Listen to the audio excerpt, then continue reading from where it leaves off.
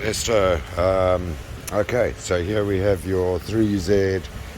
It's a 6-speed system, but in a manual configuration. Okay, so let me go through this with you.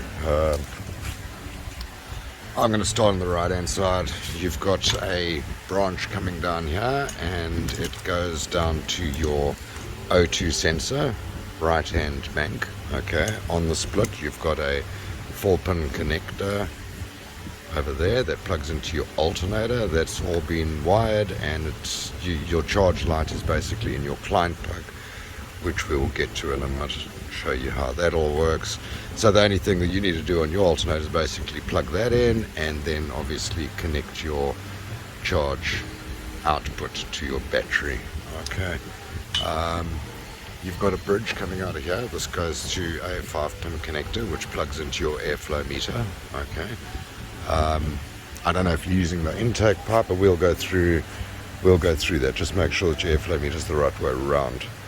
Okay, your VVT actuators. Okay, you got new connectors on there. Your EFI water temp sensor. It's also is a new connector, and then we add in this one over here, which is for your temperature gauge on your dashboard. If you look just under your EFI water temp sensor, you've got a stopper plug. Just screw that out and buy a probe, sender unit. Okay, and that'll plug straight into it if you buy a Toyota one.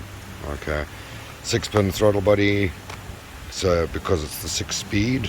Okay, so boot goes over there. Right, all of your injector connectors have been replaced. They needed to be replaced. Okay, your cam position sensor over here has been replaced.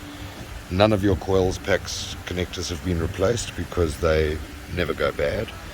This is for your variable throttle length actuator. Okay, so very important you plug that in. Earth strap on the right hand side and on the left hand side. Make sure that both of these are tight. The management system relies on those two. Okay, you sent in your starter harness. We've gone through that. This is not yours, obviously. I don't strip down the motors every harness that comes in, but we've gone through that. The only connector that needed to be replaced there was your solenoid connector. Okay, so that has been replaced. And I see that you actually sent your knock sensors too, so just make sure that you put all of them back. They're vital for the system, okay, otherwise it'll go into a limp mode. Okay, coming down here, exactly the same thing as the other side. You've got all your injector connectors have all been replaced, your coil connectors have not. Okay, this is for evap. You don't need to plug this in. It should not give you a code. If you do use it, it will work. If you don't use it, codes will not be shown. This is basically the same as what's on this side. It's basically a screen, a noise filter, okay, for your positive supplies on the motor, so you don't get a whining sound on your car radio. Okay, around here, VVTi actuator again has been replaced, and your left hand cam position sensor connector has been replaced. Your front one did not need to be replaced. She still feels good. And coming down here, you go to your crank sensor and to your oil pressure connector. I've just got a bridge wire in here because running a different sump to what you're running on yours. So that's all pretty straightforward. Okay, around here you go down and it bridges out, and this goes to your fuse box. Inside your fuse box you'll see you've got your 2 EFI relays, you've got your 2 fuel pump control relays, and you've got a starter relay. These are all the fuses that are needed in the system. Engine light and an earth terminal. Just we put that in every fuse box basically. But yeah, you can use that if you ever want to check any of your fuses for 12 volt. Okay, EFI relays, you've got 2, one controlled via your ignition, the other one controlled via the ECU. Your fuel, you've got 2, one controlled for the priming. So in other words, when you go into crank cycle, it'll switch on the pump, and as soon as you let go of the crank cycle, then the computer will hold on the pump. Okay, and then obviously start a motor solenoid or start a motor relay. All of that is explained in the bottom of the fuse box lid, so you've got a reference there of what is what. Okay, we also send in a welcome pack for you, so that'll have everything in there as well. But if you have any questions, you can just give us a shout. Okay, so coming down here, you've got your main positive going straight, so that goes straight to your battery positive. That is your main power supply for the system. Okay, ECU, I think we supplied you the ECU as far as I can remember. In fact, yes, we supplied you the ECU. This ECU has been flashed. It's got a performance map on it as well, so that will give you a little bit more power. Okay, and then this is your client plug. Very simple. You've basically, let me show you from your side of the client plug.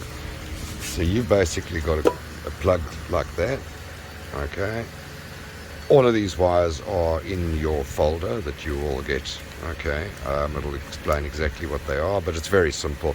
Top row is fuel, ignition start, rev counter, temperature gauge, oil light, charge light. Okay, the middle row has to do with your diagnostics. So there you've got your OBD2 connector. Okay, you can extend those wires if you like, just join them color to color.